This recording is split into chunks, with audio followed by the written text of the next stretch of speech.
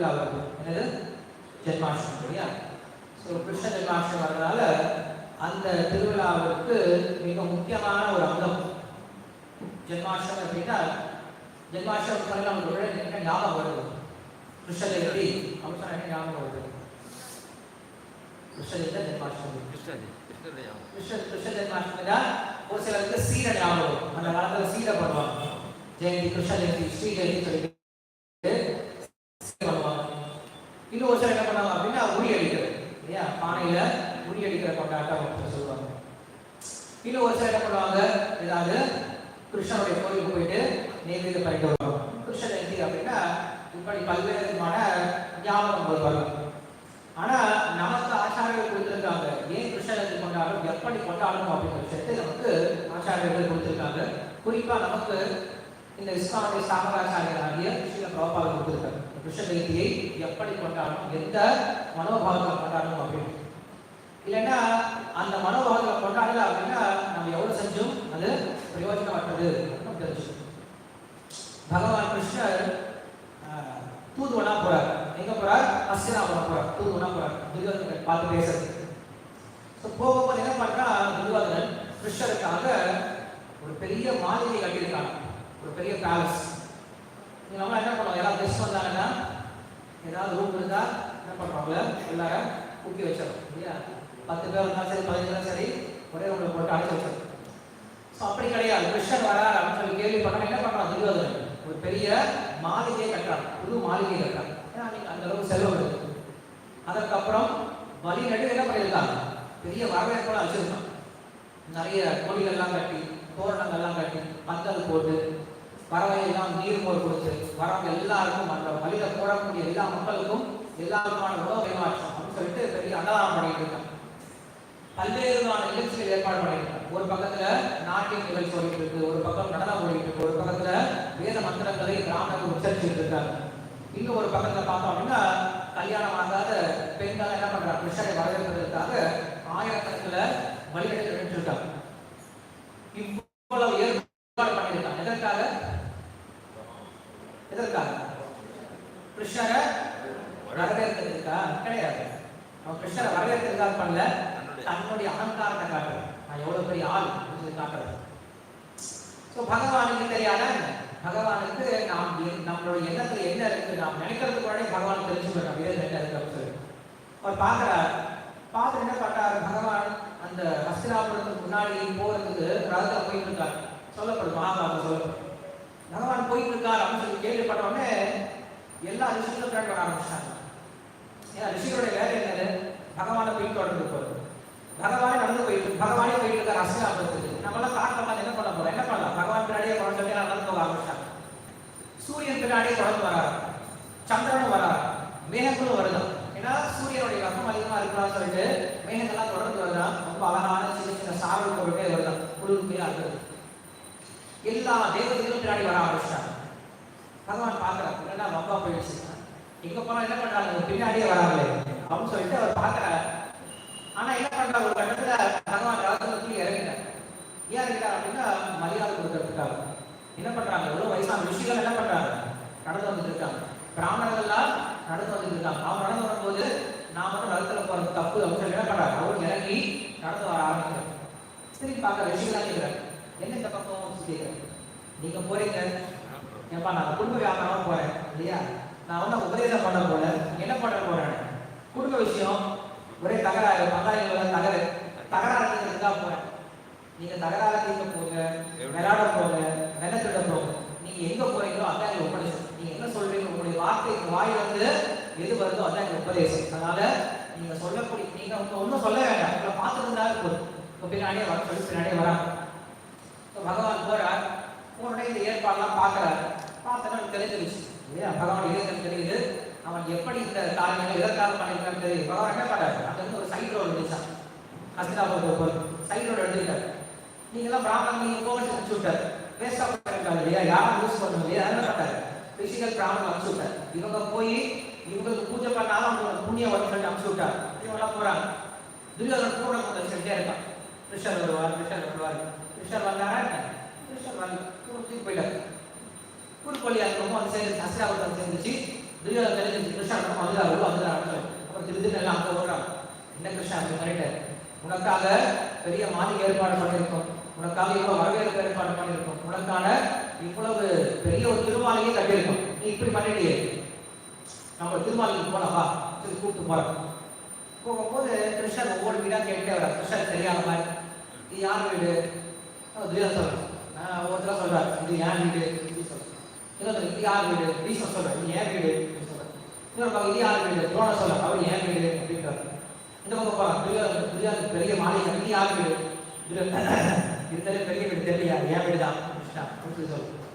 கொஞ்சம் பணம் வச்சு இந்த குடிசை மட்டும்தான் இருந்துச்சு, இது யார் வீடு?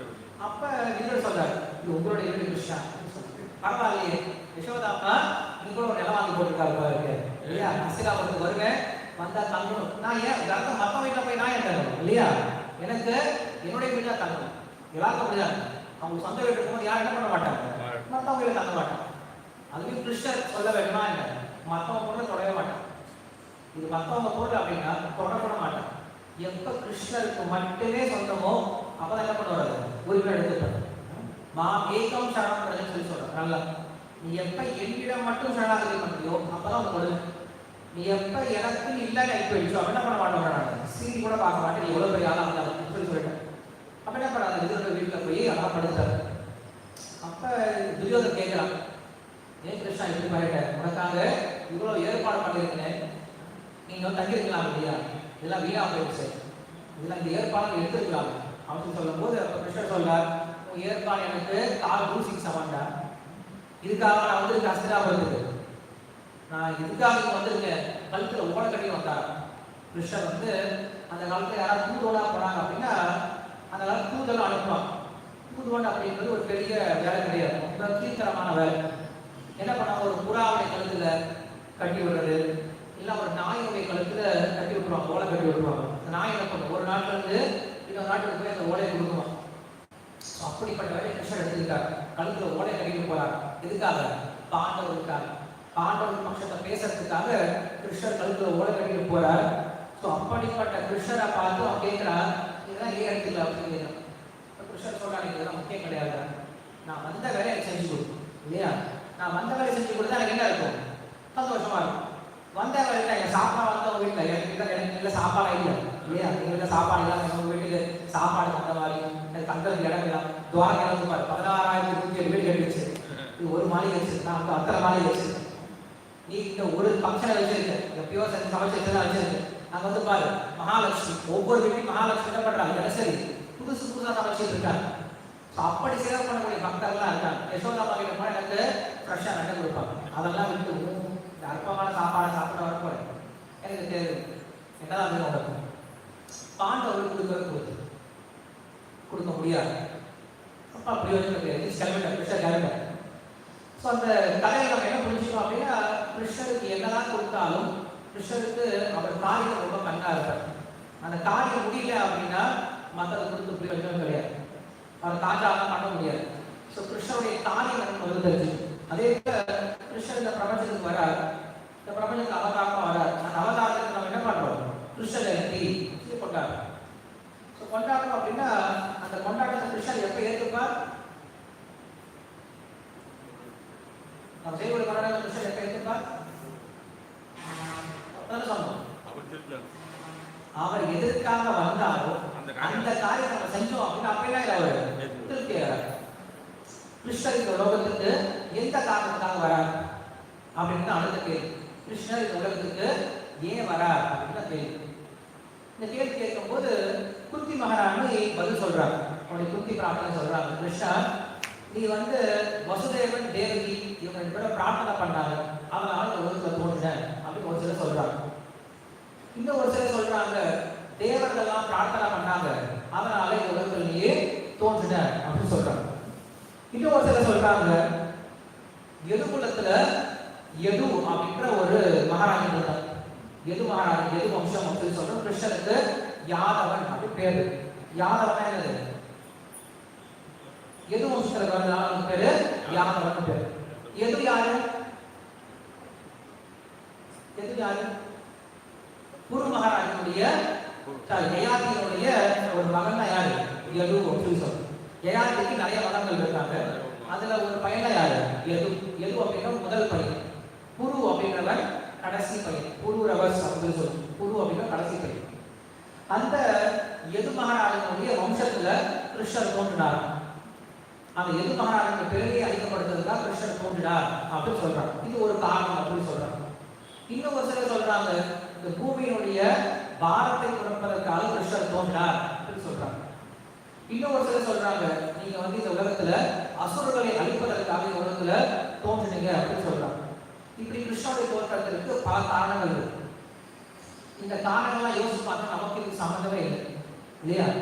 கிருஷ்ணர் வசுதேவனும் தேவகியும் வழிபட்டாக தோன்றினார். நமக்கு எல்லாம் சம்பந்தம் இருக்கா? வசுதேவனும் தேவகியும் வழிபட்டு கிருஷ்ணரை பெற்றெடுத்தார். நமக்கு அதுக்கு ஏதாவது சம்பந்தம் இருக்கா? இருக்காங்க? கிடையாது. ஏன்னா வசுதேவனுக்கும் தேவகிக்கும் தான் பிரயோஜனம், ஒன்றும் பிரயோஜனம் கிடையாது. சரி, கிருஷ்ணர் வந்து தேவர்களுடைய பிரார்த்தனை ஏற்று தோன்றினார். அப்ப யாருக்கு பிரயோஜனம்? தேவர்கள் கிடையாது. அடுத்தது பூமியுடைய பாரத்தை குறைப்பதற்காக தோன்றினார். அது எப்ப? துவாபரையில். இப்ப இருக்கிறதுல கிடையாது. அப்ப நமக்கு பிரயோஜனம் கிடையாது. அப்ப கிருஷ்ணனுடைய தோற்றத்துக்கு நமக்கு என்ன கிடையாது? சம்பந்தமே இல்லை. 5000 வருஷத்துக்கு முன்னாடி எதுக்கோ யாருக்காகவோ எப்பயோ தோன்றினார். நாம் ஏன் கொண்டாடணும் இல்லையா? அந்த கேள்வி அடுத்து கேட்கிறாங்க.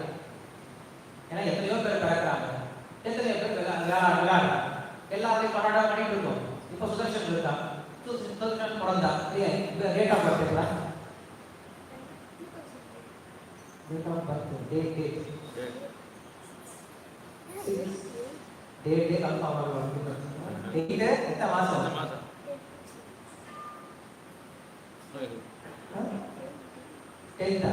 என்ன மாசம்?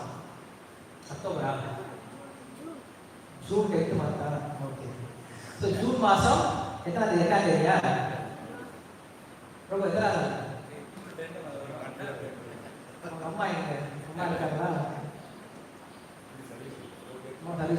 ஏதோ ஒரு டேட். ஸோ பையன் என்ன பண்றான்? பையனும் பிறக்கிறான், பையனும் வளர்றான், பையன் சின்ன வயசுல ஏன் எல்லாம் பண்ணியிருப்பான். யாராவது ஒரு நாள் அவனை கொண்டாடுறாங்களா? இல்லை. அவனுடைய பிறந்த நாள் ஏதாவது ஸ்ரீஜெயந்தி எல்லாம் கொண்டாடுறாங்க? கிடையாது.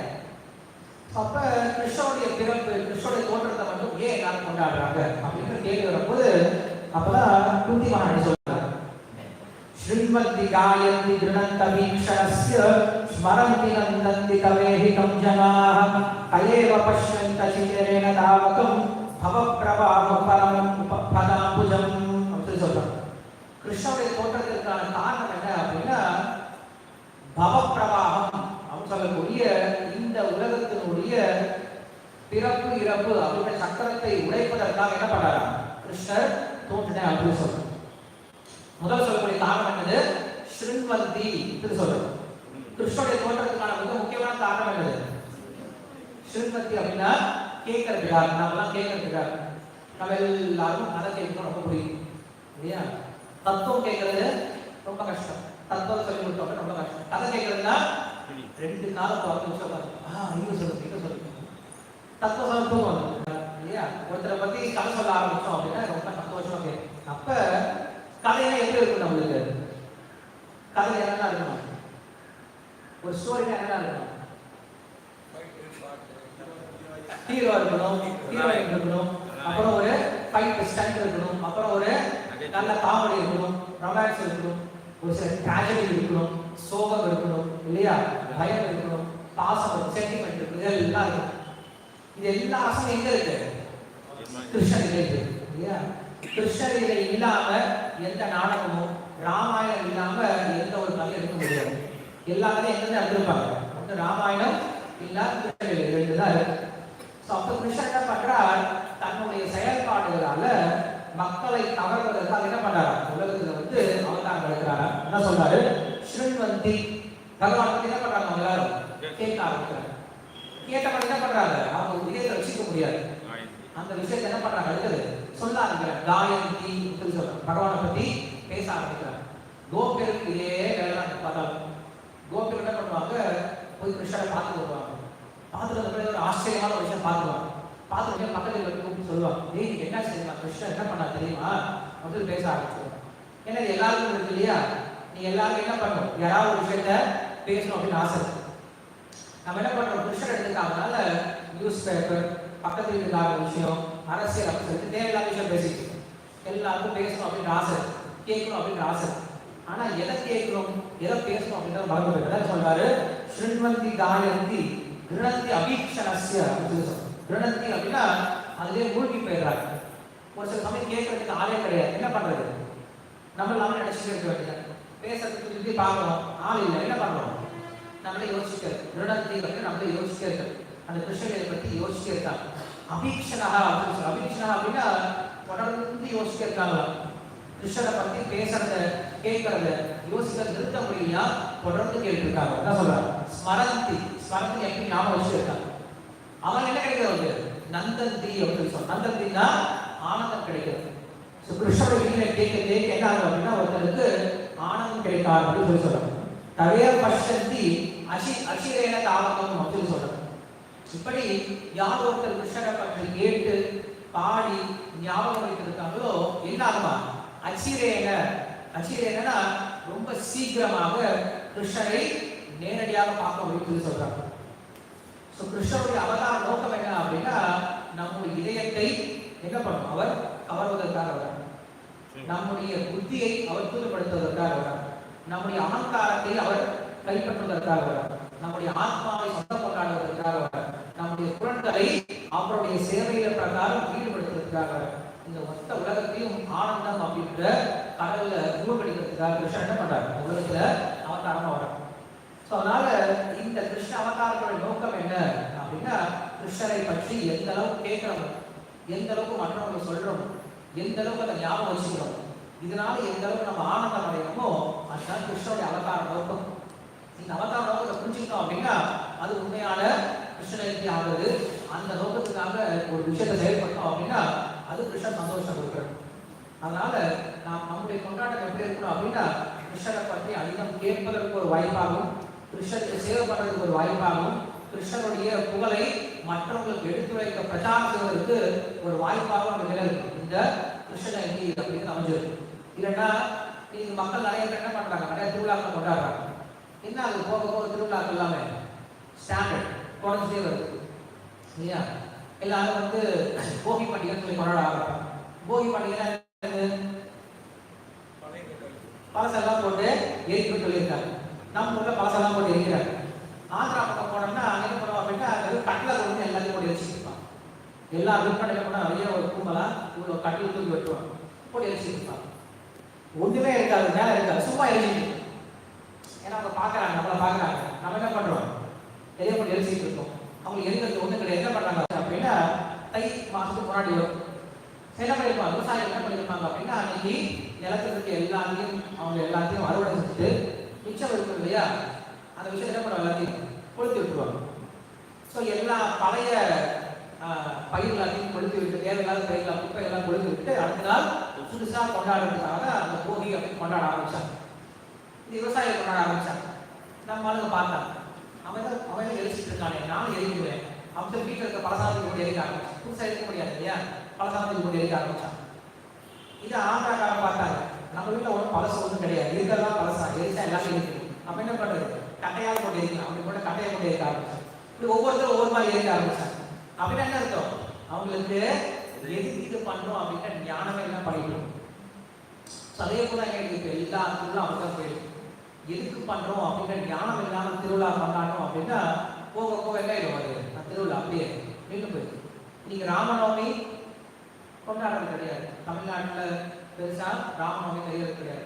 நரசிம்ம சதுர்தசி அப்படி ஒன்று இருக்குதே தெரியாது இல்லையா, பக்தர்களுக்கே நீ தெரியாது நரசிம்ம சதுர்தசி. வாமன துவாதசி தெரியவே தெரியாது. வாமன துவாதசி எப்போ தெரியும் அப்படின்னா ஏகாதசி அன்னைக்கு ஹாஃப் டே விரதம் இருக்கணும் அப்படின்னா நமக்கு வாமன துவாதசி இல்லை, வாமனுடைய அவதாரம் பற்றி தெரியாது இல்லையா. வராக சதுர்த்தி தெரியாது இல்லையா. இப்படி திருவிழாக்களுடைய கொண்டாட்டம் எல்லாம் ரொம்ப குறைஞ்சி வந்துட்டே இருக்கு. காரணம் என்ன அப்படின்னா அதை பற்றிய ஞானம் இல்லாதனால தான்.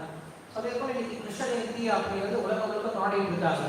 ஆனால் அது என்ன இன்னைக்கு கொஞ்சம் கொஞ்சமா குறைஞ்சிருக்கு. காரணம் என்ன, கிருஷ்ணரை பற்றிய ஞானத்தை என்ன பண்ணல மக்களுக்கு சொல்லிக் கொடுக்க முடியும்.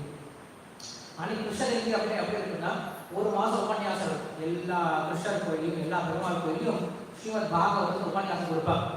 மக்கள் என்ன பண்ணுவாங்க, அந்த ஒரு மாசம் கிருஷ்ணரை பற்றி உபன்யாசத்தை கேட்டு கேட்டு கேட்டு கேட்டு என்ன இருக்கும் இதயத்தில் என்ன இருக்கும், ஒரு ஆனந்தம் பெருகி இருக்கும். கிருஷ்ணரை பத்தி இன்னும் கிருஷ்ணரை பத்தி தெரிஞ்சுக்கணும் அப்படின்ற அந்த சந்தோஷம் பெருக பெருக என்ன ஆகுதுன்னா, அன்னைக்கு கிருஷ்ணரை கொண்டாடும் போது அந்த சந்தோஷம் வெளில வர ஆரம்பிக்கும்.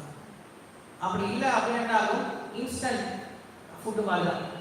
அன்னைக்கு கல்யாணம் அப்படின்னா எல்லாம் சந்தோஷமா கொண்டாடுறாங்க. காரணம் என்னது, எல்லா சொந்தக்காரங்களும் 10 நாள் முன்னாடி வந்துடுவாங்க. வந்து வீட்டில் எல்லாரும் சேர்ந்து சமைக்கிறது, சேர்ந்து கொண்டாடுறது, சேர்ந்து எல்லா வேலையும் செய்யறது, ஒரு திருவிழா மாதிரி இருக்கும். அதுக்கப்புறம் கல்யாண நாள் அப்படின்னு வரும்போது எல்லாருக்கும் எப்படி இருக்கும், ஒரே சந்தோஷமா இருக்கும், எல்லாருடைய ஃபேஸும் ஒரே ஸ்மைல் இருக்கும். இன்னைக்கு கல்யாணம் என்ன ஆயிடுச்சு, எல்லாமே ரெடிமேட் கல்யாணம் ஆயிடுச்சு இல்லையா, இன்ஸ்டன்ட். என்ன சொல்றது, பந்தலுக்கெல்லாம் ஒருத்தர் ஆள் சொல்லியாச்சு, அவர் பந்தல் போட்டுவார். சமையலுக்கு கேட்டரிங் சொல்லியாச்சு, அவர் கொண்டு வந்து சர்வீஸ் பண்ணிட்டு போயிடுவார். மாலையிலிருந்து மோளத்திலிருந்து மேலத்திலிருந்து வரவேற்கிறது எல்லாத்தையும் ஆள் சொல்லியாச்சு. நம்ம என்ன பண்ண போறோம், பியூட்டி பார்லருக்கு போயிட்டு 4 கோட்டிங் அடிச்சுட்டு வந்து உட்காந்து போட்டோ எடுத்துக்கிட்டு சிரிப்பே வராது. எப்படி சிரிக்கும், எப்படி சந்தோஷம் வரும், சந்தோஷம் வராது. ஏதாவது சேவ் பண்ணால் சந்தோஷம் வரும் இல்லையா. அந்த திருவிழாவில் ஏதாவது உழைச்சது தானே இருக்கும், சந்தோஷம் வரும். எதுவே பண்ணாம சும்மா கெஸ்டாக வந்து என்ன பண்ணுவோம், சுற்றி பார்ப்போம், யாரும் நம்மளை பார்த்து சிரிக்கிறாங்க, நம்மளுக்கு யாரும் மரியாதை கொடுக்கலாம் பார்ப்போம். இல்லை கொஞ்சம் நின்று நம்மளே சிரிச்சுனா நான் வந்திருக்கேன் பாருங்க அப்படின்னு சொல்லி நம்மளே சிரிச்சுக்கிட்டு ஃபோட்டோ எடுத்துட்டு போயிட்டு இருக்கும். சந்தோஷம் வராது. சந்தோஷம் எப்போ வரும் அப்படின்னா, அதுக்காக நம்ம எல்லாரும் உழைச்சிருந்தோம், அதுக்காக ஏதாவது சேவ் பண்ணிருந்தோம் அப்படின்னா, அதை பற்றி யோசிச்சிருந்தோம் அப்படின்னா சந்தோஷம் வரும். ஆனால் இன்னைக்கு நம்மளுக்கு அந்த வாய்ப்பு இல்லாமல் போயிடுச்சு. இன்ஸ்டன்ட்டாக பண்ணுறது எல்லாமே. அது போய் எனக்கு என்ன நினைச்சு கிருஷ்ணன் என்ன வேணும் அப்படின்னா, இன்ஸ்டன்ட் ஃபெஸ்டிவல் எடுப்பாரு. எல்லாம் அரேஞ்ச் பண்ணியாச்சு, நான் வரோம், கெஸ்ட் மாதிரி வரும், கெஸ்ட் மாதிரி ப்ரோக்ராம் அட்டன் பண்ணுறோம், போயிட்டு இருக்கோம் அப்படின்னா என்ன வராது, நம்மளுக்கு அதில் ஆனந்தம் வராது. ஸோ கிருஷ்ணன் எப்படி அப்படின்னா, நம்மளுக்கு முன்னாடியே தியானம் வரும். எப்படி இந்த கிருஷ்ண ஜெயந்தியை கொண்டாட போகிறோம், இது நம்ம என்னெல்லாம் சேவை பண்ண போகிறோம். சேவைன்னா என்ன அர்த்தம், கிருஷ்ணர் கிடையாது, மக்களை எப்படி கொண்டு வந்து கிருஷ்ணரை தரிசனம் பண்ண வைக்க போகிறோம், மக்களை எப்படி கொண்டு வந்து கிருஷ்ணரை பற்றி கேட்க வைக்க போகிறோம், மக்களை எப்படி கொண்டு வந்து கிருஷ்ணரை கீர்த்தனை ஈடுபடுத்த போகிறோம், மக்களை கொண்டு வந்து எப்படி கிருஷ்ணரை பிரச்சாரத்தை கொடுக்க போகிறோம், மக்களை கொண்டு வந்து எப்படி கிருஷ்ணரை கருணை கொடுக்க போகிறோம் அப்படின்ற தியானம் வரும். இந்த தியானம் இல்லை அப்படின்னா அது கிருஷ்ண ஜெயந்தியா இருக்காது, அது நமக்கு ஆனந்தம் கொடுக்காது, அது கிருஷ்ணனுக்கு திருப்தி கொடுக்காது. அதனால கிருஷ்ண ஜெயந்தி அப்படின்னா நாம் கிருஷ்ணரை பற்றி கேட்கறது, கிருஷ்ணரை பற்றி மற்றவங்களுக்கு சொல்லிக் கொடுக்கிறது, கிருஷ்ணரை திருப்திப்படுத்த முயற்சி பண்றது, இதுதான் உண்மையான கிருஷ்ண ஜெயந்தி அப்படின்னு சொல்றாங்க. ஸோ அப்படிப்பட்ட கிருஷ்ண ஜெயந்தி நமக்கு இப்போ வரப்போகுது ஆகஸ்ட் 19ஆம் தேதி. ஸோ இன்னைக்கு ஒரு மீட்டிங் ஏற்பாடு பண்ணியிருக்கோம் இல்லையா, கிருஷ்ண ஜெயந்திக்கான ஒரு மீட்டிங் ஏற்பாடு பண்ணியிருக்காங்க. ஸோ அதில் யாரெல்லாம் வந்து முக்கியமான பொறுப்புகள் இருக்காங்களோ எல்லாரும் வந்து கலந்து போகிறாங்க. நம்மளும் யோசிக்கலாம், எல்லாருமே யோசிக்கலாம், இந்த கிருஷ்ண ஜெயந்தியை நான் எப்படி கொண்டாடுறேன், நான் எப்படி சேவை பண்ணுறது அப்படிங்கிற விஷயத்தை எல்லாரும் யோசிக்கலாம். இப்போ நம்ம யோசிக்க ஆரம்பிக்கும், 2 மாதம் முன்னாடி யோசிக்க ஆரம்பிக்கும். ஏன்னா ஒரு கல்யாணம் அப்படின்னா ரொம்ப நாள் முன்னாடி யோசிக்க ஆரம்பிக்கும், பிளான் பண்ண ஆரம்பிக்கும். அது நம்முடைய இன்ட்ரெஸ்ட்டை காட்டும், நம்முடைய ஆர்வத்தை காட்டும். அதே போல கிருஷ்ண ஜெயந்தி நம்ம என்ன பண்ணுறோம், இப்போ யோசிக்க ஆரம்பிக்கும், எப்படி கொண்டாடுறது அப்படின்னு சொல்லிட்டு. சரி, நம்ம வந்து அந்த ஆர்வத்தை தூண்டுறதுனால அந்த ஆனந்தத்தை தூண்டும் அப்படின்னு விஷயம் தெரிஞ்சு. ஸோ அப்படி கிருஷ்ண ஜெயந்தி நம்ம எப்படி கொண்டாட போகிறோம், கிருஷ்ணர் எப்படி விருப்பப்பட்டாரோ அப்படி கொண்டாடணும் அப்படின்னு சொல்றோம். சரி, கிருஷ்ணர் ஒருத்தர் நமக்கு எப்படி தெரியும், கிருஷ்ணர் அப்படின்ற ஒரு விஷயம் நமக்கு எப்படி தெரியும், குருவுக்கு எப்படி தெரியும், சாஸ்திரம் குருவுக்கு சாதுவுக்கு அவங்களுக்கு எப்படி தெரியும், சாஸ்திரம் எந்த சாஸ்திரத்துக்கு தெரியும், முண்டக உபனிஷத்துல இருந்தார், ரிக்வேத சமநிலையில் இருந்தார், எது தெரியும், வராக புராணத்தில் இருந்தார், எது தெரியும், அதான் குரு பரம்பரைக்கு எப்படி தெரியும் கிருஷ்ணரை பற்றி, மகாபாரதமும் ஸ்ரீமத் பாகவதம் தான் பிரமாணம். கிருஷ்ணரை பற்றி சொல்லக்கூடிய பிரமாணமான 2 கிரந்தங்கள் என்னது, ஒரு மகாபாரதம், இன்னொன்று ஸ்ரீமத் பாகவதம். இன்னொன்று ஹரிவம்சம் அப்படின்னு ஒன்று இருக்கு. ஹரிவம்சம் நம்ம அதிகம் படிச்சது கிடையாது. பட் ஹரிவம்சம் அப்படிங்கிறது கிருஷ்ணனுடைய துவாரகையிலேயே அதிகமாக சொல்லியிருக்கும். அதே போல கிருஷ்ணனுடைய பிருந்தாவளிகளை பற்றி இன்னும் அதிகமான வரணைகள் அது இருக்கும். ஹரிவம்சம் அப்படின்னு சொல்லிட்டு நான் படிச்சது கிடையாது. அது மகாபாரதத்துடைய தொடர்ச்சி அப்படின்னு கூட சொல்லுவோம். ஸோ அப்படி கிருஷ்ணனுடைய லீலைகள் நம்ம என்ன பண்ணுறோம், இந்த 3 முக்கியமான கிரந்தங்களை தெரிஞ்சுக்கணும். மகாபாரதம் தெரிஞ்சுக்கணும். என்ன பண்றாரு வியாசர், மகாபாரதம் எழுதுறார். மகாபாரதம் எழுதுற பின்னாடி அவருக்கு என்ன கிடைக்கல, அதுல திருப்தி கிடைக்கல. ஏன்னா அதுல கிருஷ்ணரை பற்றி சொல்லணும்னு நினைச்சார், ஆனா கிருஷ்ணரை பத்தி சொல்றதுக்கு என்ன பண்ணாரு அவர் நிறைய கதைக்கு போயிட்டார். தேவையில்லாம எல்லாமே இருந்துச்சு.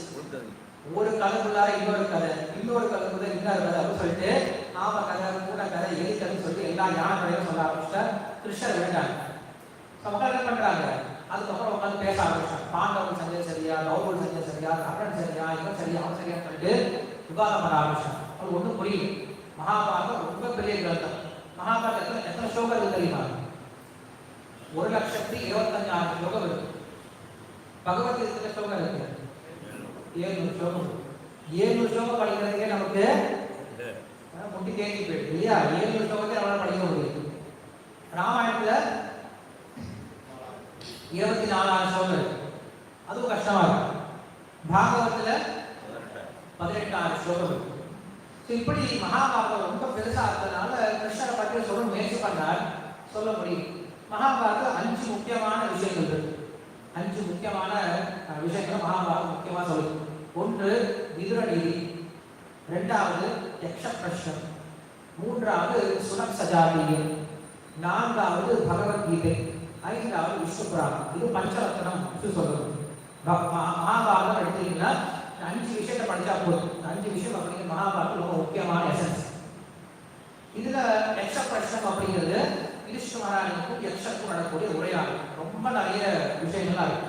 அதுக்கப்புறம் விதுர நீதி. விதுர நீதி அப்படிங்கிறது விதுரரும் திருதராஷ்டிரமும் பேசக்கூடிய விதுர நீதி. அதுக்கப்புறம் சனக் சஜாதீயம் அப்படிங்கிறது சனத்குமாரும் பேசக்கூடியது. அதாவது ஒவ்வொரு வர்ணத்திற்கும் எப்படி இருக்கணும் அப்படிங்கிற அந்த குணங்கள் சொல்லக்கூடியது சனக் சஜாதீயம். ரொம்ப நல்ல கிரந்தம். அதுக்கப்புறம் வந்து என்னது பகவத்கீதை. அதுக்கப்புறம் வந்து விஷ்ணு சஹஸ்ரநாமம். இது 5 ரொம்ப முக்கியமான மகாபாரதம் அப்படின்னு சொல்றாங்க. இது எல்லாமே படிக்கிறதுக்கு ரொம்ப கஷ்டமாக இருக்கு. அப்ப என்ன பண்றாரு வியாசர், சரி இவங்களுக்கு ரொம்ப சுலபமா சொல்லி கொடுக்கணும் அப்படின்னு என்ன பண்ண உட்காந்து பாகவதம் அப்படின்னு எழுத ஆரம்பிக்கிறார். கிருஷ்ணரை பத்தி எழுதலாம் அப்படின்னு எழுத ஆரம்பிக்கிறார். ஓம் நமோ பகவதே வாசுதேவாய அப்படின்னு ஆரம்பிச்சாங்க. கிருஷ்ணரை பத்தி ஆரம்பிச்சாரு. ஃபர்ஸ்டே புள்ளியா சொல்லி போட்டாங்க. போட்டாங்க எனக்கு ஒரு டவுட், கிருஷ்ணரை பத்தி நேரம் சொன்னா உங்களுக்கு புரியுமா இல்லையா? ஏன்னா கிருஷ்ணர் வந்து சிறைச்சாலையில் பிறந்தார். அவங்க அம்மாவுக்கு 6 குழந்தை இறந்து போயிட்டாங்க. 7வது குழந்தை கர்ப்பத்திலே அழிந்து போயிடுச்சு. 8வது பிறந்து பையன் என்ன பண்ணாரு, ஒரு வீட்டில் பிறந்து ஒருத்தி மகனாய் பிறந்து ஓரிரவில் ஒருத்தி மகனாய் ஒருத்தி தான் வளர அப்படின்னு சொல்ற மாதிரி ஒரு வீட்டில் பிறந்தார், ஒரு வீட்டில் இருந்து இன்னொரு வீட்டில் போய் ஒளிஞ்சு வளர்ந்தாரு. அதுக்கப்புறம் என்ன பண்ணாரு, அங்கே போயிட்டு வெள்ளை திருடுறாரு, பசங்களோட விளையாடுறாரு, அம்மா வீட்டில் அடி வாங்குறாரு, உரல்ல கட்டுப்படுறாரு இல்லையா, ராசனம் பண்றாரு, கோபிகளுடைய வஸ்திரங்கள் அபகரணம் பண்றாரு. இப்படி பல்வேறு லீலைகள் எல்லாம் பண்றாரு. நிறைய பொய் சொல்றாரு, நிறைய ஏமாற்றாரு. இந்த விஷயத்தான் சொல்ல ஆரம்பிச்சோம் அப்படின்னா மக்கள் என்ன பண்ண முடியாது, புரிஞ்சுக்க முடியாது அப்படின்னு சொல்லிட்டு கிருஷ்ணர் அப்படி ரொம்ப சீக்கிரமா எடுத்து கொடுத்தல என்ன பண்றாங்க, கொஞ்சம் வந்து தகுதியை வளர்த்து கொடுக்கணும் அப்படின்னு என்ன பண்றாங்க. முதல்ல 9 ஸ்கந்தங்களை முதல்ல சொல்றாங்க. பாகவதுடைய முதல் 9 ஸ்கந்தங்கள் எதுக்கு இருக்கு அப்படின்னா 10வது ஸ்கந்தம் கிருஷ்ணரை கேட்பதற்கான தகுதியை வளர்த்துக்கணும் அப்படிங்கிற விஷயத்துக்கு தான் முதல் 9 ஸ்கந்தம் சொல்லி கொடுக்குறாரு. ஞான வைராகியத்தை வளர்த்த பின்னாடி அவனுக்கு பக்தியை சொல்லி கொடுக்கணும் அப்படின்னு சொல்லிட்டு முதல் 9 ஸ்கந்தங்கள்ல கிருஷ்ணனுடைய பெருமைகளை பற்றி சொல்றாரு. பகவானுக்கு 2 முக்கியமான குணங்கள் இருக்கு. என்ன குணம் அப்படின்னா, ஒன்று பரத்வம், இன்னொன்று சௌலபியம். 2 குணம். பரத்வம்னா என்னது, பரத்வம் அப்படின்னா பகவானுடைய உயர்ந்த குணங்கள், சக்திகள். God is great அப்படின்னு சொல்றோம். கடவுள் மிக உயர்ந்தவர் அப்படின்னு சொல்றோம். எப்படி மிக உயர்ந்தவர், கடவுள் ஏன் மிக உயர்ந்தவர் அப்படின்ற விஷயத்தை பாகவதுடைய முதல் 9 ஸ்கந்தம் என்ன பண்றாரு, வியாசர் சொல்லி கொடுத்தார். அடுத்தது என்னது, சௌலபியம். சௌலபியம்னா ரொம்ப எளிமையானவர் அப்படின்னு. பகவான் எந்த அளவுக்கு உயர்ந்தவரா இருக்காரோ அந்த அளவுக்கு எப்படி இருக்காரு, ரொம்ப எளிமையானவராக இருக்காரு. இந்த குணம் தான் பகவானுக்கு மிக முக்கியமான குணம். ஏன்னா இந்த உலகத்துல உயர்ந்த நபர்கள் ரொம்ப எளிமையா இருக்க மாட்டாங்க, எளிய நபர்கள் கண்டிப்பா உயர்ந்தவங்களா இருக்க மாட்டாங்க. ஆனா பகவான் கிட்ட 2 குணம் வருது. ரொம்ப பெரியவராகவும் இருப்பாரு, அதே சமயத்துல ரொம்ப எளிமையாகவும் இருப்பார். எப்படி எளிமை, எப்படிப்பட்ட எளிமை அப்படின்னா, நாம் பகவானை தேடி போகவே தேவையில்லையா, பகவான் நம்மளை தேடி ஓடி வராரு இல்லையா. கிருஷ்ணாவதாரங்களை பார்த்தோம் அப்படின்னா கிருஷ்ணன் என்ன பண்றாரு, எல்லா பக்தர்களையும் தேடி ஓடி ஓடி போறாரு. ஒருத்தர் தூக்கிட்டு இருக்கான், தூக்கிட்டு இருக்கவங்க என்ன பண்றாரு, எழுப்பி அவனுக்கு காட்சி கொடுக்குறாரு. யாரு, முச்சுக்குந்தல் இல்லையா? ஸோ பகவான் என்ன பண்றாரு, ஒருத்தர் தூங்கிட்டு இருந்தா கூட அவனை தட்டி எழுப்பி தர்சனம் காண சொல்லக்கூடிய அவதாரம் தான் என்னது? கிருஷ்ண அவதாரம். மற்ற அவதாரம்லாம் மற்ற ரூபங்கள்லாம் நமக்கு பகவான் தரிசனம் கிடைக்கிறது ரொம்ப கஷ்டம். ஆனா கிருஷ்ண அவதாரத்துல தானாகவே என்ன சொல்றது, பல நழுவி பால் விழுந்து அதனால நம்ம வாயில விடுறவா என்ன பண்றாரு கிருஷ்ணர், அப்படி நம்மளுடைய கண்ணு முன்னாடி வந்து நிற்கிறார். அதனால கிருஷ்ணர் அவ்வளவு எளிமையானவர் அப்படின்னு சொல்றது. ரெண்டு குணங்கள் ரொம்ப முக்கியமானது. எப்படி பகவான் பழக்கம், எப்படி பகவானை பழக்கம் உயர்ந்தது அப்படிங்கிற விஷயத்தை முதல் 9 ஸ்கந்தத்தை சொல்லி முடிச்சு அதுக்கப்புறம் வரக்கூடிய 10வது ஸ்கந்தத்துல கிருஷ்ணாவதாரத்தை போய் பேச ஆரம்பிக்கிறார். அந்த கிருஷ்ணாவதாரத்தை ஒரு சீக்கிரமா சொல்லி கொடுத்தது. என்ன பண்றார், முதல்ல 9வது ஸ்கந்தத்துல சுகதேவ கோஸ்வாமி சூரிய வம்சம் சந்திர வம்சம் 2 வம்சத்தை பத்தி பேசுறார். இந்த உலகத்துல 2 வம்சம் தான் இருக்கு. 2 வம்சம் இருக்கு. ஒன்று சூரிய வம்சம், இன்னொன்று சந்திர வம்சம். சூரிய வம்சத்துல வந்தது யாரு? ராமன் இல்லையா? அதனால அவர் ரகுகுணா அப்படின்னு சொல்லுவோம். அப்படி சந்திர வம்சம் முதல்ல சூரிய வம்சத்தை பேசி முடிச்சார். பேசி முடிச்சு அடுத்த எங்க வராரு? சந்திர வம்சத்துக்கு வராரு. சந்திர வம்சத்துல தான் யார் வராரு? கிருஷ்ணச்சந்திரன் வந்து சந்திர வம்சத்துக்கு வராரு. அப்படி சந்திர வம்சத்தை வந்து பேசிட்டு வரும்போது நிறைய ராஜாக்களை பத்தி தான் பேசிட்டு வரார். பேசி முடிக்கும் போது கிருஷ்ணன் ஒருத்தர் வராரு. என்ன பண்றாரு? கிருஷ்ணன் பத்தி பேசுறார். 4 ஸ்லோகம் தான். 9வது ஸ்கந்தத்துல 4 ஸ்லோகத்துல கிருஷ்ணர் தோன்றினார், ரொம்ப அழகா இருந்தார், விளையாண்டார், கொண்டார், போயிட்டார் சொல்லி முடிச்சார். பரிசுத்த மகாராஜன் அதுலயே இருக்கான். இதுக்குதான் இவங்க உட்காந்துட்டே இருக்கு இல்லையா? கிருஷ்ணரை பத்தி கேட்கலாம் அப்படின்னு எல்லாம் உட்காந்துருக்கு. நீங்க என்ன பண்ணீங்க? மத்ததெல்லாம் ரொம்ப விஸ்தாரமா சொல்லிட்டீங்க இல்லையா? ஒவ்வொரு கதையும் பெருசா சொன்னீங்க. கடைசியில வரும்போது கிருஷ்ண கதை என்ன பண்ணீங்க?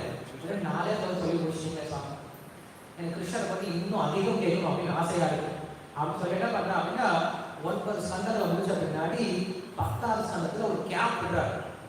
கிருஷ்ண கதை சமாப்தி சொல்லி முடிச்சிட்டாரு. பாகவதம் முடிஞ்சது அப்படின்னு அர்த்தம். இப்ப என்ன பண்ண போறான் அப்படின்னு பாக்குறாரு. பரீட்சித் மகாராஜ் என்ன பண்றான்னு சொல்லி பாக்குறாரு. சரி, உபன்யாசம் முடிஞ்சது அடுத்தது பிரச்சாரம் போலாம் அப்படின்னு சொல்லிட்டு சரி முடிஞ்சது, கொஞ்ச நேரம் ரெஸ்ட் எடுத்துட்டு போலாம் அப்படின்னு அவன் எது கிளம்பிட்டான் அப்படின்னா அவ்வளவுதான் முடிஞ்சிருக்கு. ஆனா பரீட்சித் மகாராஜ் அப்படி பண்ணலையா? என்ன பண்றாரு பரீட்சித் மகாராஜன்? அதுக்கப்புறம் தான் கேள்வி கேட்க ஆரம்பிச்சான். 13 ஸ்லோகம் என்ன பண்றான்? பிரார்த்தனை பண்றான். சுகதேவ கோஸ்வாமி பிரார்த்தனை பண்றான், எனக்கு கிருஷ்ண கதையை விஸ்தாரமாக சொல்லுங்க அப்படின்னு பிரார்த்தனை பண்றான். கதிஹோ வம்ச விஸ்கர்ணோ பவதோ சோம சூர்யோஹ ராஜ்யம் சோபயம் வம்சாய சரித்திரம் பரமபுதம் அப்படின்னு சொல்றேன். எனக்கு மற்ற கதைகள்லாம் விஸ்தாரமா சொல்லி கொடுத்தீங்க, ரொம்ப விளக்கமா சொல்லி கொடுத்தீங்க. ஆனா கிருஷ்ண கதையை மட்டும் என்ன பண்ணீங்க? விளக்கமா சொல்லி கொடுக்கல. எனக்கு கிருஷ்ண கதையை சொல்லுங்க அப்படின்னு சொல்லிட்டு பரீட்சித் மகாராஜன் அங்க சுகதேவ கோஸ்வாமிகிட்ட முதல்ல பிரார்த்தனை வைக்கிறார். பிரார்த்தனை பண்ண பின்னாடி அவர் கேள்வி கேட்கிறார், நீ ஏன்பா கிருஷ்ண கதை கேட்கணும், கிருஷ்ண கதை ஏன் கேட்கணும் அப்படின்னு கேள்வி கேட்கும் போது அதுக்கப்புறம் ஒவ்வொன்றா வந்து சொல்லிட்டு வரான். ஏன் கிருஷ்ண கதையை ஒருத்தர் கேட்கணும், எப்படி கிருஷ்ண கதையை கேட்கணும், கிருஷ்ண கதையை கேட்பதால் வரக்கூடிய பிரயோஜனம் என்னது, எதை பத்தி நான் கேட்கணும், கிருஷ்ணரை பற்றி என்னெல்லாம் கேட்கணும் அப்படின்ற விஷயத்தை அடுத்து வரக்கூடிய 13 ஸ்லோகத்தினால தசமஸ்கந்தத்துல பேச ஆரம்பிக்கும். 10வது ஸ்கந்தத்துல பேச ஆரம்பிக்கிறார். இந்த ஸ்ரீமத் பாகவத்தை ஆரம்பிக்கும் போது என்ன பண்றாங்கன்னா சுகதேவ கோஸ்வாமி இந்த பாகவதம் அப்படிங்கிற விஷயத்துல 10 விஷயத்தை சொல்லி கொடுக்குறாரு. ஸ்ரீமத் பாகவத் என்ன பண்ணுறது? 10 விஷயம் சொல்லி கொடுக்குறது. எல்லாரும் ஞாபகம் வச்சுக்கோங்க. ஸ்ரீமத் பாகவத் என்ன சொல்லி கொடுக்குறது? 10 விஷயம். என்ன சொல்லி கொடுக்குது? அத்ர சர்க்கஹ அப்படின்னு சொல்லி ஃபர்ஸ்ட் என்னது? சர்க்கம். சர்க்கம்னா என்னது? இந்த உலகத்தினுடைய தோற்றத்தை சர்க்கம் அப்படின்னு சொல்லி. ரெண்டாவது அப்படின்னா விசர்க்கம். விசர்க்கம் அப்படின்னா 2ஆம் தரமான படைப்பு, அதாவது பிரம்மதேவர் செய்யக்கூடிய படைப்பு அப்படிங்கிறது விசர்க்கம் அப்படிங்கிற 2வது. அப்புறம் ஸ்தானம். ஸ்தானம் என்னது? ஜியோகிராஃபி இல்லையா? உலகம் படைச்சாச்சு, உலகத்துல உயிரினங்கள்லாம் படைச்சாச்சு, அடுத்தது என்ன படிக்கணும்? உலகத்துல என்ன பொருட்கள் எப்படி என்ன படிக்கணும்? ஜியோகிராஃபி படிக்கணும். அடுத்து சொல்லி கொடுத்தது ஜியோகிராஃபி, ஸ்தானம். அதுக்கப்புறம் சொல்லி கொடுத்தாரா போஷணம். போஷணம்னா எல்லாத்தையும் படைச்சாப்படி விட்டா போதுமா? என்ன பண்ணாது? எல்லாத்தையும் பார்த்துக்கணும். எப்படி பகவான் இந்த உலகத்தை பராமரிக்கிறார் அப்படின்னு இருக்கிறது போஷணம். அதுக்கப்புறம் ஊதகா அப்படின்னு சொல்றது. வெறும் பராமரிச்சுட்டே இருந்தா பார்த்தாது, அவங்க என்ன கொடுக்கணும்? உள்ளார பக்தியை தோன்றுவதற்கான எண்ணங்களை கொடுக்கும், பக்தி தோன்றுவதற்கான கிளர்ச்சியை கொடுக்கும். அது ஊதகா அப்படின்னு சொல்றது. அப்புறம் மன்வந்தரம். அதுக்கப்புறம் வரக்கூடிய மனுக்களுடைய கதைகளை சொல்றது மன்வந்தரம். அதுக்கப்புறம் ஈசானு கதை. ஈசானு கதை அப்படின்னா பக்தர்களுடைய சரித்திரம் சொல்றது ஈசானு கதை. அதுக்கப்புறம் வந்து நிரோதம். நிரோதம் அப்படின்னா உலகத்தை எப்படி பகவான் சம்ஹாரம் பண்றார், எல்லாத்தையும் அழிக்கிறார் அப்படின்னு சொல்றது நிரோதம். அதுக்கப்புறம் வந்து முக்தி. முக்தி அப்படின்னா ஒருத்தருக்கு எப்படி மோட்சம் போறார் சொல்லக்கூடிய முக்தி. இது எல்லாத்தையும் தாண்டி 10வது ஒரு டாபிக் இருக்கு.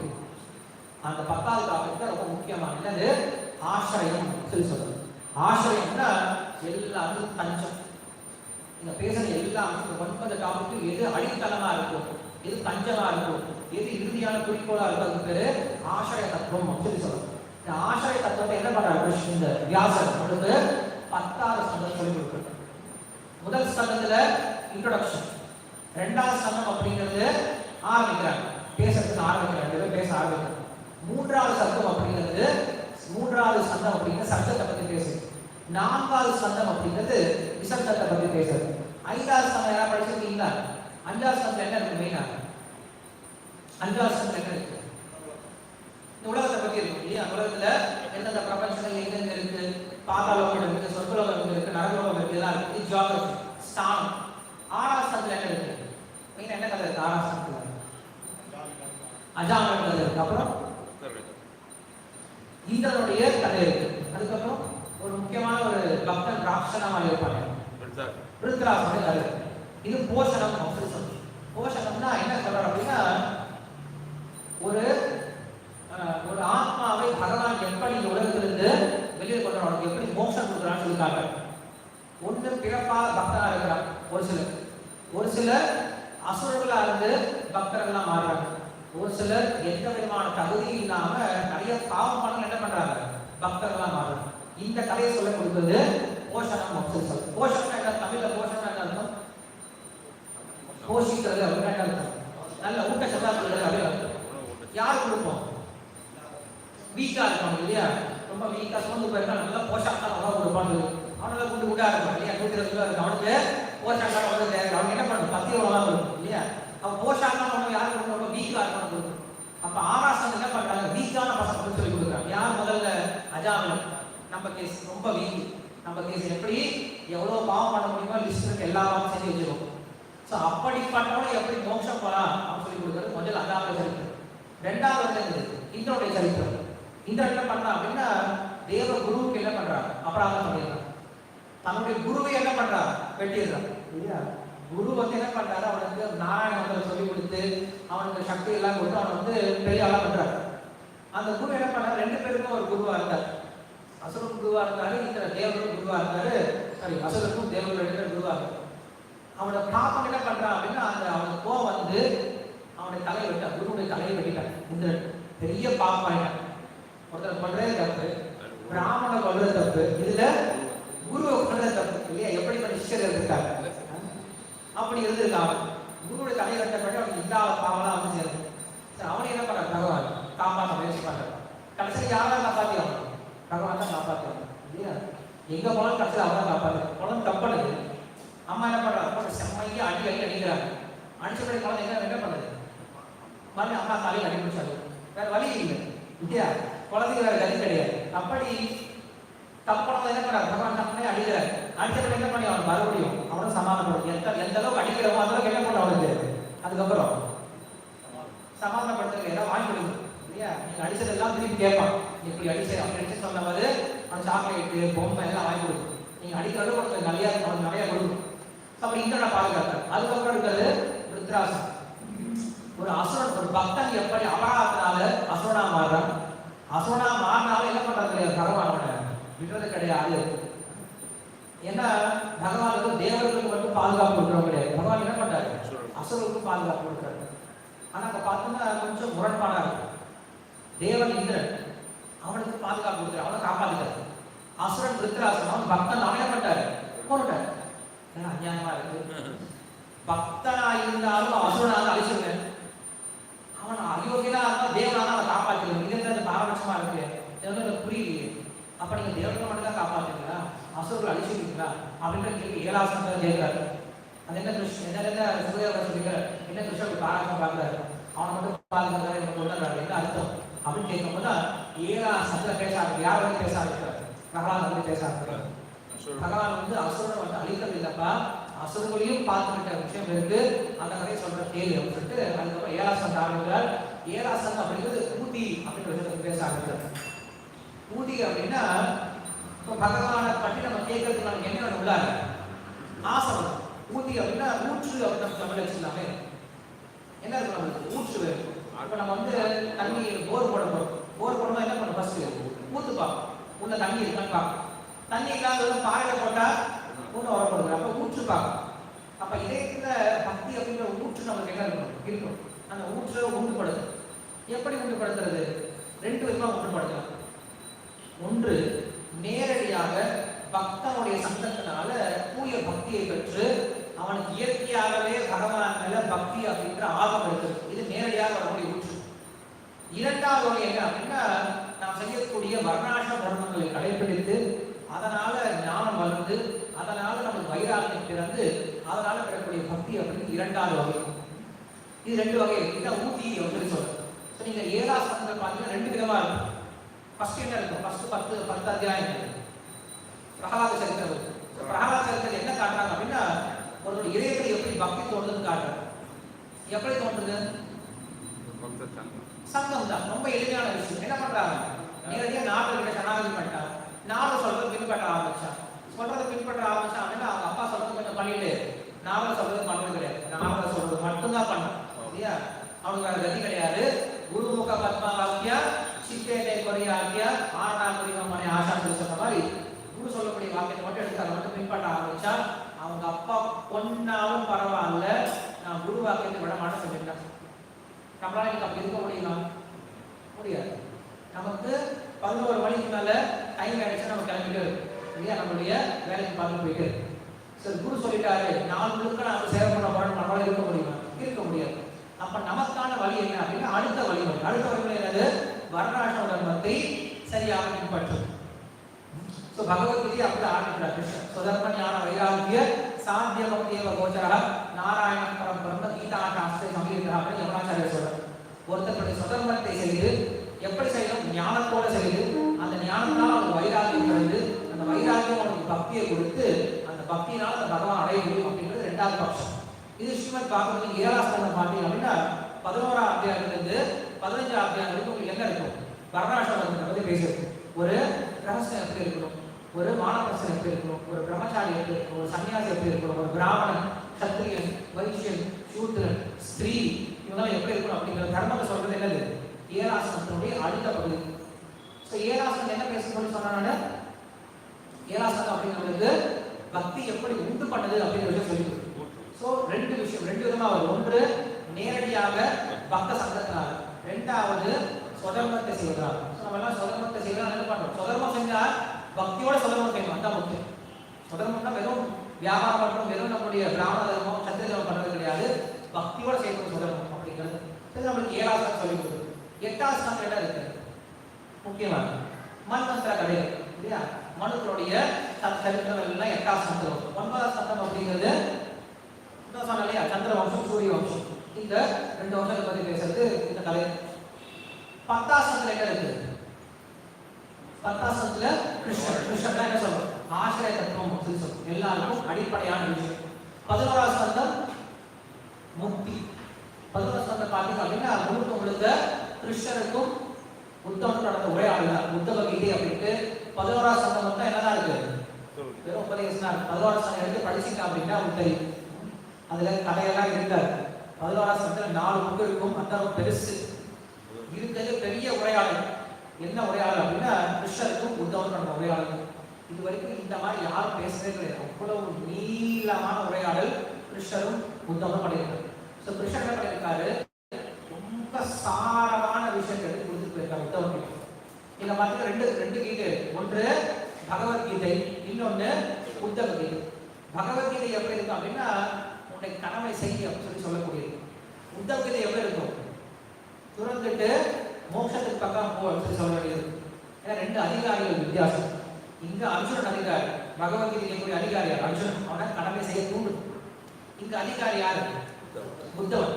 அவனை துறந்துட்டு ஏற்பட துறவரத்துல போய் நீ மோட்சம் அப்படின்னு சொல்லி தூண்ட வேண்டியதா இருக்கு. 2 பேரும் அதிகாரிகளுக்கு 2 விதமா சொல்லி கொடுத்தார். கிருஷ்ணன் பகவத்கீதை அப்படி சொல்லி கொடுத்தார். ஆறுதல் சொல்லி கொடுத்தார். கர்மண்யே வாதிகாரஸ்தே மாஃபலேசு கதாசன.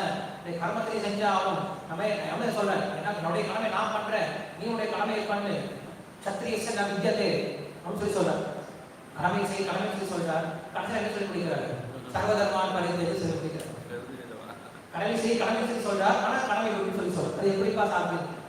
ஒண்ணு செய்யும் சொல்லி சொல்றார், இல்லை விடுன்னு சொல்லி சொல்றார். அதுல செய்யணுமா விடணுமா ஒன்றும் புரியலையே. நீங்க செஞ்சாதான் விட முடியும், அதுதான் அர்த்தம். இப்ப நம்ம டாக்டர் கிட்ட போறோம், ஒரு மருந்து சாப்பிட சொல்றாரு. மருந்து ஏன் சாப்பிட சொல்றாரு? மருந்தை நிறுத்துறதுக்காக இல்லையா? நோய் இருக்கு, மருந்து சாப்பிடணும். ஸோ மருந்து சாப்பிட என்ன ஆகும்? ஒரு நாள் மருந்து நின்று போயிடும் இல்லையா? டாக்டருக்கு மருந்து சாப்பிட்டே இருக்கணும் அப்படின்ற ஆசையெல்லாம் கிடையாது, இருக்கக்கூடாது இல்லையா? இன்னைக்கு இருக்கிறது எப்படின்னு தெரியல. பட் பொதுவாக டாக்டர் என்ன பண்ணும்? மருந்து சாப்பிட்றதுனால கொஞ்சமா மருந்தே சாப்பிட வேண்டிய தேவையில்லைன்ற நிலை வந்து சேரும். அதுதான் மருந்து சாப்பிட்றது அடையாளம். நான் ரெஸ்ட் எடுக்கணும். எப்படி ரெஸ்ட் எடுக்கிறது? ரோட்டில் எப்படி ரெஸ்ட் எடுக்கிறது? நடந்து போய் வீட்டுக்கு போனால் ரெஸ்ட் எடுக்க முடியும். ஸோ அப்போ நடந்தால் தான் பண்ண முடியும், உட்கார முடியும். மருந்து சாப்பிட்டாதான் நிறுத்த முடியும், வேலை செஞ்சாதான் துறவரத்தை அடைய முடியும். ஒரு தர்மத்தை நம்ம கைவிடணும் அப்படின்னா முதல்ல தர்மத்தை செய்யணும் இல்லையா? கிருஷ்ணன் சொல்ல சர்வ தர்மான் பரித்தேன்னு சொல்லி சொல்றார். எல்லா விதமான தர்மத்தையும் துறந்து அவர் சொல்லி சொல்றார். முதல்ல நம்ம என்ன தர்மத்தை பண்றோம் அது துறக்கிறது இல்லையா? தர்மமே ஒன்றும் பண்ணவே இல்லை, அதுக்கப்புறம் துறக்கிறது பத்தி அதுக்கப்புறம் பேசுறது இல்லையா? ஸோ முதல்ல தர்மத்தை சொல்லிக் கொடுத்து இப்படிலாம் இருக்கணும்பான்னு சொல்லி கொடுத்து அதுக்கப்புறம் என்ன பண்றாரு? தர்மத்தை துறந்து அப்படின்னு சொல்றாரு. சாப்பீஸ் எல்லாம் எழுதாதான் என்ன பண்ண முடியும்? அழிச்சிருக்க முடியும். எதுவுமே எழுதாம நீட்டா நீட்டா வச்சிருக்கேன். இது மருந்து சாப்பிட பாருங்க, மருந்து பாட்டில் ஒரு கொடுத்து அனுப்புறாரு, டாக்டர் கொடுத்து அனுப்புறாரு. ஒரு வாரம் கழிச்சு வராரு, மருந்து சாப்பிட்டு நோய் குணமாகவே இல்லை. ஏன்டா குணமாகவே இல்லை? நான் மருந்து பாட்டில் படித்தேன், என்ன எழுதிருக்கு? Keep the bottle tightly close சொல்லி போட்டு என்ன பண்ணிருக்காங்க? பாட்டில் க்ளோஸ் பண்ணி வச்சிருக்கேன். மருந்து பாட்டில் வச்சிருக்காங்க, மருந்து பாட்டில் பார்த்துக்கலாம். மருந்து பாட்டில் பார்த்துக்கிட்ட குணமாகும். ஆக மருந்தை ஓப்பன் பண்ணி சாப்பிட ஆரம்பிக்கும். அது போல நாம் கடமையை செய்யணும். அந்த கடமை செய்வதனால என்ன பண்ணணும்? கடமை இருந்து வெளியில வரணும் அப்படின்னு வச்சு சொல்ல ஆரம்பிக்கிறேன். ஸோ இதான் என்ன சொல்றோம்? நம்ம முக்தி அப்படின்னு சொல்றோம். இப்படி 11ஆம் ஸ்கந்தத்தில் அவருக்கு முக்தி எப்படி சொல்றார்?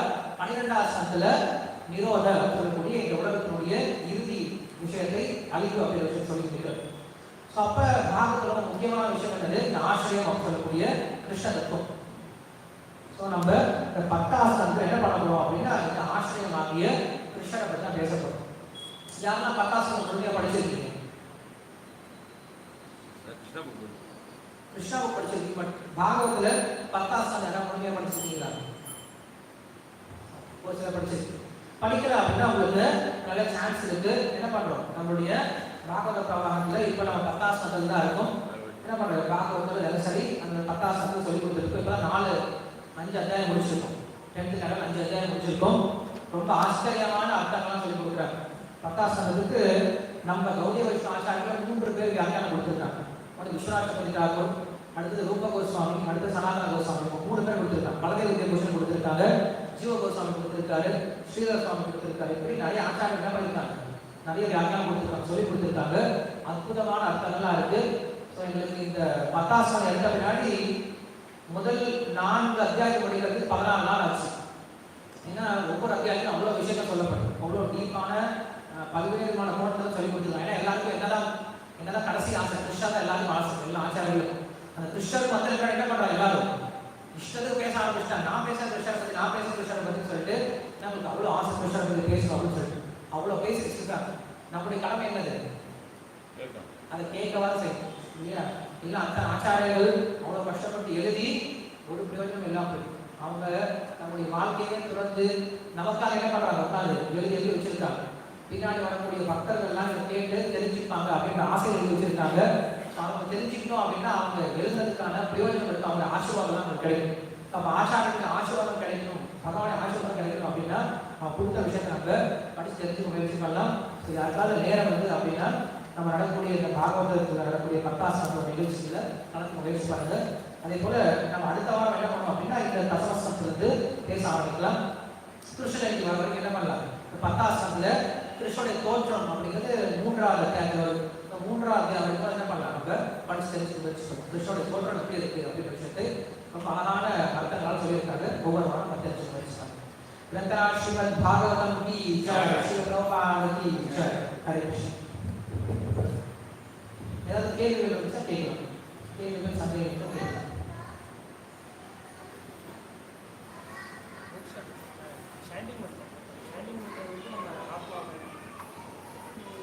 சேவை பண்ணுறோம். அது வந்து நம்ம கர்மா போகிறதுக்கு அப்படி கேள்வி கேட்கணும்.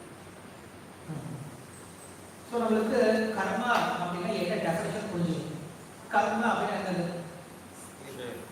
செயல்பாடு. கர்மா அப்படின்னா விளைவுன்னு சொல்லுவோம் இல்லையா? கர்மன்னா முதல்ல என்னன்னு புரிஞ்சுக்கணும். எல்லாரும் கர்மா கர்மா கர்மம் சொல்லுவோம். கர்மனா நம்ம செயல்பாடும் செயல் தான் சொல்லி சொல்லுவோம். செயல் கர்மம் தான் சொல்லி சொல்லுவோம். அதே போல கர்ம வினைகள் சொல்லி சொல்லுவோம். பாபம் பண்ணி தானே சொல்லுவோம். கர்மம் சொல்லி சொல்லுவோம். என்ன கர்மம்? அப்ப உண்மையான கர்மம்னா என்னது அப்படின்னு யோசிச்சு பார்த்தோம் அப்படின்னா, கர்மம் அப்படிங்கிறதுக்கு நான் டெஃபினேஷன் கொடுக்குறேன். ஸ்ரீமத் பாகவத்துல கர்மம் அப்படின்னா நம்முடைய சம்ஸ்காரங்கள் இருக்கு இல்லையா? வெளியிடக்கூடிய தேவையற்ற எண்ணங்கள், தேவையற்ற அழுக்குகள், இதெல்லாம் சொல்லணும். இதுக்கு பேர் தான் உண்மையான கர்மம் அப்படின்னு சொல்லணும். ஏன்னா இந்த கர்மத்தினால தான் ஒருத்தனுக்கு அடுத்த பிறவி கிடைக்குது. எந்த ஒரு செயலால நமக்கு அடுத்த பிறவி கிடைக்குதோ அந்த செயல்பாடு என்ன சொல்றாங்க? கர்மம் அப்படின்னு சொல்லணும். டெஃபினேஷன் தான். கர்மத்தினால டெஃபினேஷன் என்னது? எந்த செயல்பாடுகளால நமக்கு அடுத்த பிறவி கிடைக்குதோ அந்த செயல்பாடு தான் கர்மம் அப்படின்னு சொல்லணும். இது ஒரு டெஃபினேஷன்.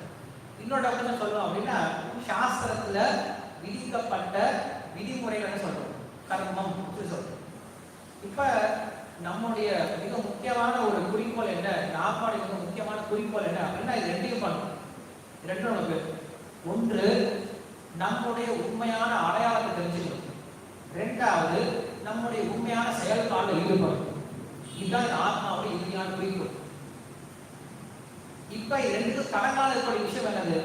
நான் என்னுடைய உண்மையான அடையாளம் தெரிஞ்சுக்கணும். என்னோட உண்மையான அடையாளம் என்னது? ஆத்மா. ஆத்மாவை நான் ஏன் புரிஞ்சுக்க முடியல? ஏன்னா இந்த ஆத்மாவானது கர்ம பந்தத்தால கவரப்பட்டிருக்கு. ஏகதே நிர்கதே சாங்கியே புத்தியோகம் மீமாம்சனோ புத்தியா யுக்தயா பார்த்த கர்மபந்தம் பிரகசித்து கிருஷ்ணர் பகவத்கீதை சொல்றாரு. கொஞ்சம் அண்டர்ஸ்டாண்ட் பண்ண முயற்சி பண்ணுங்க. கிருஷ்ணர் என்ன பண்ணார்? முதல்ல ஆத்மாவுக்கு சொல்லிக் கொடுத்தார். தேகினோஸ்மே தானே சொல்லி ஆரம்பிச்சார். சொல்லிக் கொடுத்தார். ஆத்மாவுடைய பேச பார்க்கறார். ஏதாவது புரிஞ்சுதா அப்படின்னு பார்க்கறார். ஒன்றும் புரியுது. ஆத்மா சொல்ற, ஆத்மா விளக்க முடியாது சொல்ற, எரிக்க முடியாது சொல்ற, ஆத்மா உடம்பெல்லாம் மறையும், ஒன்றுமே புரியல கிருஷ்ணா அப்படின்னு சொல்ற.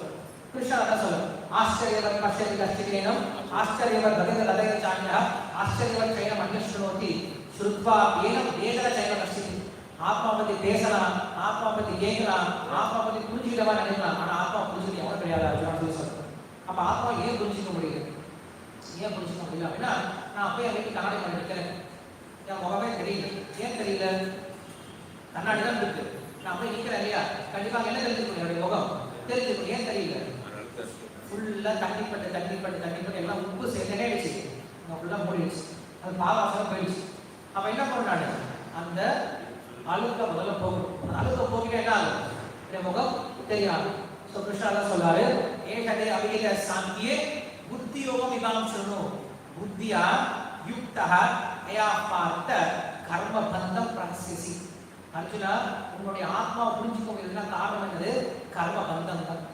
இந்த கர்ம பந்தம் என்ன பண்ணுது? உன்னுடைய ஆத்மாவை புரிஞ்சுக்க முடியாம உன்னை தடுத்து வச்சிருக்கு.